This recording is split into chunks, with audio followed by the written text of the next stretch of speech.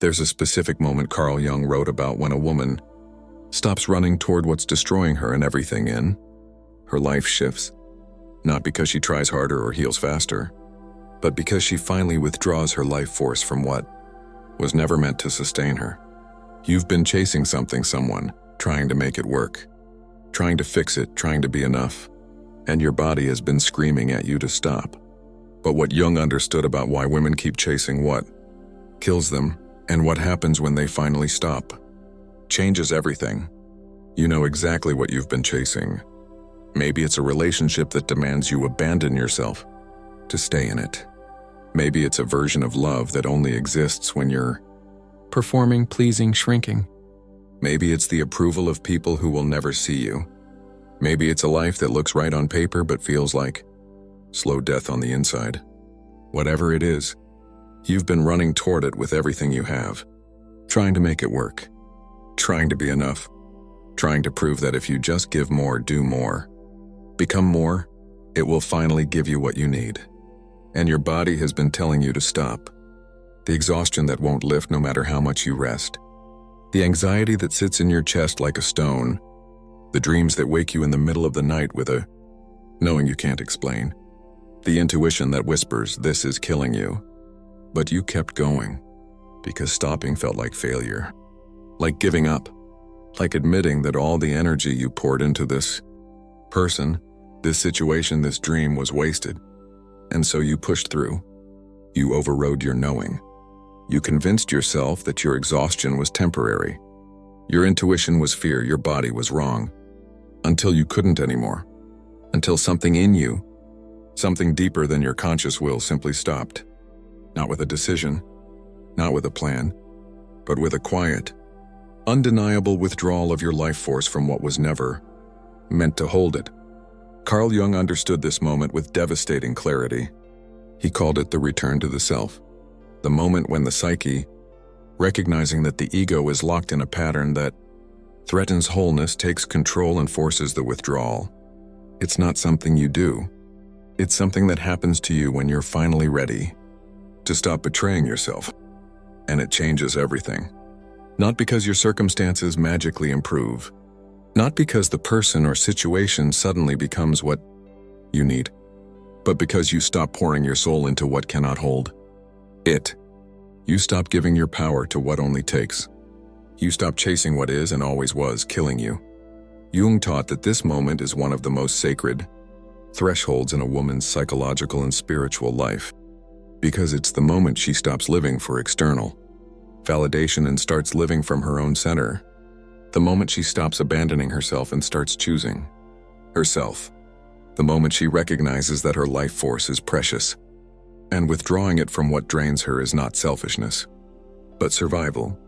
But what Jung discovered about why women chase what destroys them, what keeps them locked in these patterns, and what actually happens when they finally stop goes deeper than anything you've heard before. Before we go further, you need to understand what Jung meant by chasing, because it's not what it looks like on the surface. When a woman chases a relationship, a person, a dream, a version of herself that requires constant striving, she's not actually chasing that external thing. She's chasing the projection, the image of wholeness she's placed outside herself. The completion she believes will come when she finally achieves, fixes, earns, or becomes whatever it is she's running toward.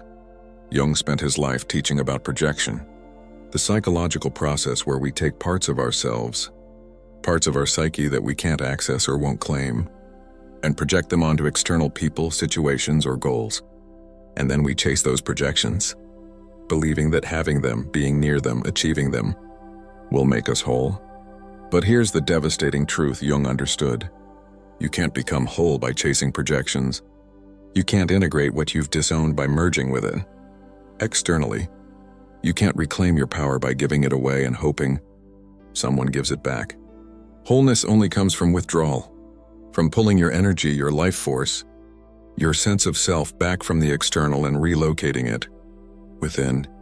And that's what finally stopping is really about. It's not about giving up on what you want. It's about withdrawing the projection, taking back what you gave away, recognizing that what you were chasing was never outside. You. It was always inside you, waiting to be claimed. Jung called this process individuation, the journey of becoming whole by integrating all the split off parts of the psyche, and he was clear that it requires separation. It requires pulling away from what you've been enmeshed with. It requires the courage to stop chasing and start being. But for women, this process is complicated by something Jung also understood deeply.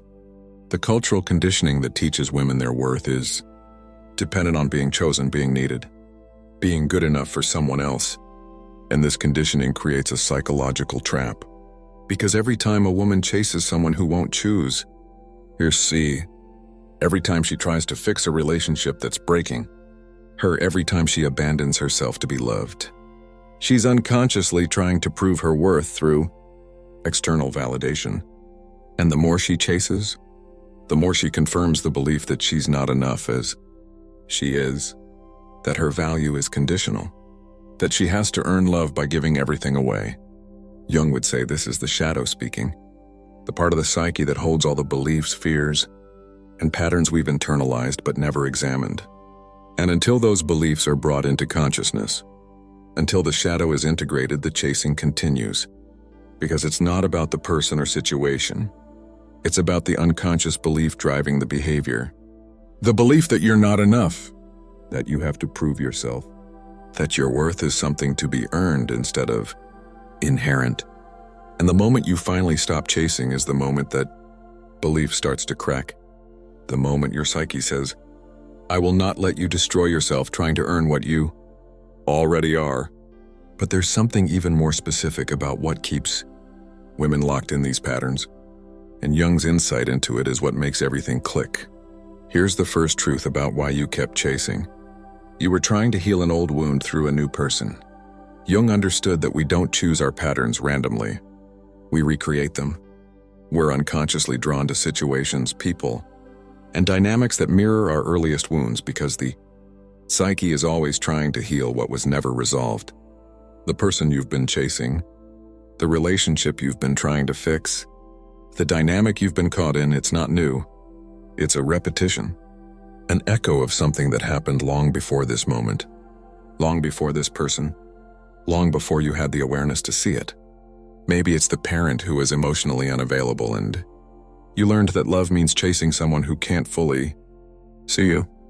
Maybe it's the early message that your needs were too much and you learned to abandon yourself to be acceptable. Maybe it's the wound of not being chosen and you've been trying to prove you're worthy of being picked ever since. Whatever the original wound, this situation reactivated it. And unconsciously, you thought that if you could just make this person love you, if you could just fix this situation, if you could just be enough this time, it would heal the wound from before. But Jung was clear. You can't heal the past by recreating it in the present. You can't resolve an old wound by giving someone else the power to validate you now. You can't undo what happened by trying to make a different person choose you. The wound doesn't heal through external validation. It heals through internal integration, through bringing the pain into consciousness, feeling it fully, and recognizing that what you needed then, you can give yourself now. And that's what finally stopping does. It breaks the cycle. It interrupts the repetition. It forces you to turn inward instead of outward, to meet the wound directly instead of trying to fix it through someone else. The person you were chasing was never going to heal you. They were mirroring the wound so you would finally see it, so you would finally feel it, so you would finally do the work of healing it yourself. And the moment you stop chasing them is the moment you start reclaiming the parts of yourself you lost trying to earn love that was always meant to be unconditional. Here's the second truth. Your body knew before your mind did. Jung taught that the psyche communicates through the body, through sensation, through symptoms, through physical responses that bypass the conscious mind and speak directly from the unconscious. And your body has been screaming at you to stop, long before your mind was ready to hear it, long before you were willing to admit it. Your body knew this was killing you. The exhaustion that sleep doesn't fix, the tension that lives in your shoulders, your jaw, your chest, the gut feeling that something is wrong even when you can't articulate why. The way your nervous system goes into overdrive every time you're near this person or in this situation. That's not anxiety. That's not you being too sensitive. That's your body trying to protect you from what your mind refuses to see. Jung called this the wisdom of the soma, the intelligence of the body that perceives truth before the ego is ready to accept it. And he warned that when we override that intelligence, when we push through what the body is telling us, we create a split, a fracture between what we know and what we're willing to acknowledge. And that split makes us sick, physically, emotionally, spiritually, because we're living in opposition to our own truth. This is why you felt so depleted, why your energy has been gone, why you've been running on empty for so long, because you've been using your life force to override your own knowing. You've been spending your energy convincing yourself to stay, when your body has been begging you to leave. You've been betraying your somatic truth to maintain a psychological fiction, and your body couldn't sustain that forever. The moment you finally stopped wasn't a mental decision. It was a somatic collapse. Your body withdrawing the energy it had been giving you to continue. Your nervous system saying, I can't protect you if you won't protect yourself. Jung understood that true transformation begins in the body, that we can't think our way into wholeness. We have to feel our way there. We have to listen to the wisdom of the soma and honor what it's telling us. And your body has been telling you to stop chasing what's killing you, to withdraw your energy from what drains you, to come home to yourself. The moment you finally listened is the moment everything began to change. Here's the third truth. You weren't chasing them. You were running from yourself. Jung was unequivocal about this. When we become obsessed with another person, when we can't stop thinking about them, when our entire sense of self becomes wrapped up in whether they choose us, we're not actually focused on them. We're avoiding ourselves. We're using the obsession as a distraction from what we don't want to feel, see, or acknowledge within our own psyche. Because as long as you're chasing them, as long as you're focused on fixing the relationship, as long as you're trying to be enough for them, you don't have to face what's actually happening inside you. You don't have to feel the grief you've been carrying. You don't have to acknowledge the rage you've been suppressing. You don't have to meet the parts of yourself you've been exiling to be acceptable. The chasing keeps you externally focused, and external focus is a defense mechanism, a way to avoid the inner work that's actually calling you. Jung called this projection as avoidance, and he taught that we can't individuate, can't become whole, as long as we're living through other people, as long as we're making someone else responsible for our happiness, our worth, our sense of self. The moment you stop chasing them is the moment you have to face yourself. And that's terrifying, because it means feeling everything you've been running from. It means meeting the shadow. It means acknowledging the wound. It means sitting with the emptiness instead of filling it with obsession. But it's also the only way forward. The only way to actually heal. The only way to reclaim your life force and use it for your own becoming instead of someone else's validation. Jung promised that the descent into yourself, as painful as it is where the real transformation happens. That's where you find the gold. That's where you integrate the shadow. That's where you meet the self and recognize that everything you were chasing outside was always inside, waiting to be claimed. And the woman who finally stops chasing and turns inward is the woman who finally starts living. Here's the fourth truth. The universe wasn't punishing you. It was protecting you. Jung spoke often about synchronicity, the meaningful patterns that emerge when our inner state aligns with outer events. And he taught that what looks like obstacles, losses, or failures are often the psyche's way of redirecting us toward what we actually need. Every time this person pulled away, every time the relationship didn't work, every time you tried and it fell apart, you probably felt like you were being punished, like the universe was withholding what you wanted, like you were failing at something everyone else seemed to do easily. But Jung would say the opposite. The universe wasn't keeping you from what you wanted. It was keeping you from what would have destroyed you.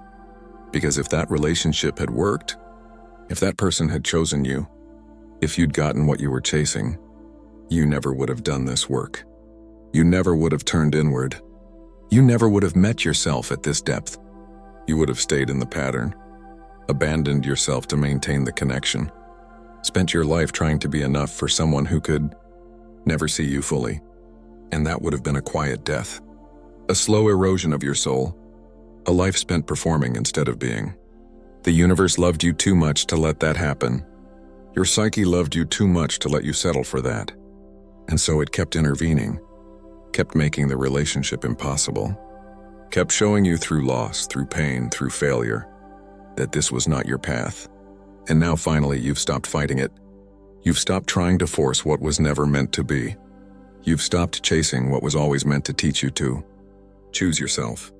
Jung called this the wisdom of the self, the deep intelligence that guides us toward wholeness even when the ego is fighting for something else. And he promised that when we finally surrendered to that guidance, when we stop resisting what the psyche is trying to show us, everything shifts. Not into what we wanted, but into what we actually need. Not into the life we were chasing, but into the life we're meant to live. Here's the fifth truth, and this is the one that brings it all together. The moment you stopped chasing is the moment you started becoming. Jung's entire framework is built on the principle of individuation, the process of becoming whole, of integrating all the fragmented, projected, disowned parts of the psyche and living from the truth of who you actually are. And he was clear that this process requires withdrawal, separation, the courage to pull your energy back from external validation and relocate it within yourself. As long as you were chasing, you were abandoning yourself, giving your power away, living through someone else instead of living as yourself. And the moment you stopped is the moment you reclaimed your sovereignty, your life force, your right to exist on your own terms without having to earn it through someone else's approval. This is what Jung meant by the return to the self. Not the ego, not the persona, but the deep center of who you are beneath all the conditioning, all the performance, all the attempts to be acceptable. And that return doesn't happen while you're still enmeshed with someone else. It doesn't happen while you're still chasing external validation. It doesn't happen while you're still betraying yourself to belong. It happens in the withdrawal, in the silence, in the moment when you finally say, I will not give one more ounce of my soul to what cannot hold it. And that moment, as painful as it is also sacred, because it's the moment you choose yourself, not as a backup plan, not as a consolation prize, but as the primary relationship, as the one that matters most. Jung taught that a woman who knows herself, who has done the work of integration, who lives from her own center instead of seeking completion through others, is the most powerful force in the world. Not because she's perfect, not because she's healed, but because she's whole. Because she's reclaimed all the parts she gave away. Because she's no longer available for dynamics that require her to abandon herself. And that's who you're becoming. Not through chasing, but through stopping. Not through gaining something external, but through reclaiming what was always yours. Close your eyes for just a moment. Feel the exhaustion of all that chasing, all that striving, all that trying to be enough for someone who could never see you. Feel the weight of how much you gave, how much you sacrificed, how much of yourself you abandoned trying to earn love that should have been freely given.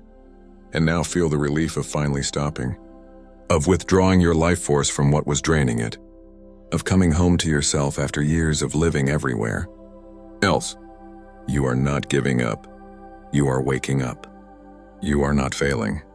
You are finally choosing yourself and the life that's waiting on the other side of this. Stopping is the one you were always meant to live. Breathe into that. Here's the revelation that changes everything. The moment you finally stopped chasing what was killing you wasn't an ending. It was a beginning. The beginning of your real life. The life where you don't have to earn your place, where you don't have to prove your worth, where you exist as yourself without apology or performance. Jung taught that wholeness doesn't come from addition. It comes from integration, from pulling all the scattered pieces of yourself back from wherever you left them and becoming complete within yourself. And you've been scattering yourself everywhere, giving pieces of your soul to people who couldn't hold them, pouring your energy into situations that only drained you, chasing external validation because you hadn't yet learned to validate yourself. And the moment you stopped is the moment you started, gathering yourself back, reclaiming your power, withdrawing your projections, recognizing that everything you were chasing outside was always inside waiting to be seen. This is the truth Jung wanted women to understand. You are not half of something waiting to be completed. You are not broken and in need of fixing. You are not too much or not enough or any of the stories you've been told about why you have to chase love instead of embodying it. You are whole. You have always been whole. And the only thing that was keeping you from recognizing that was the energy you were spending trying to prove it to someone else.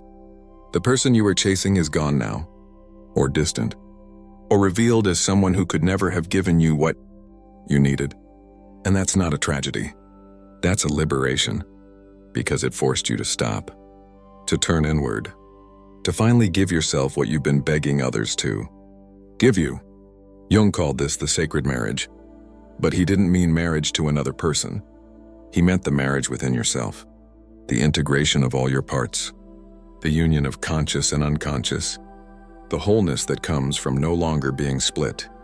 And that marriage only happens when you stop looking outside and start building inside, when you stop chasing and start being, when you finally recognize that you were never the problem. You were the solution you kept ignoring.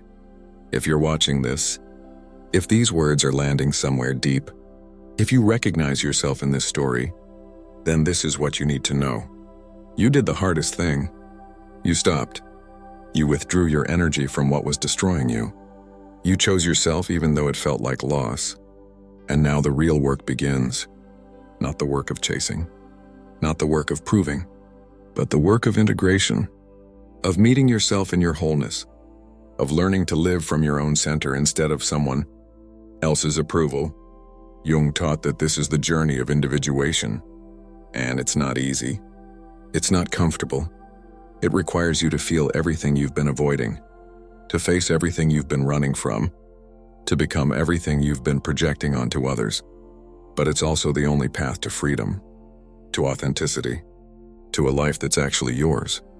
The woman you're becoming on the other side of this stopping is not the woman you were when you started chasing.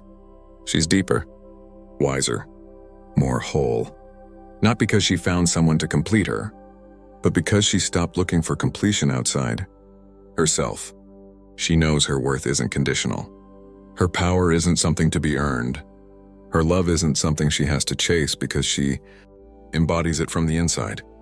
And that woman, the one you're becoming, is who you were always meant to be.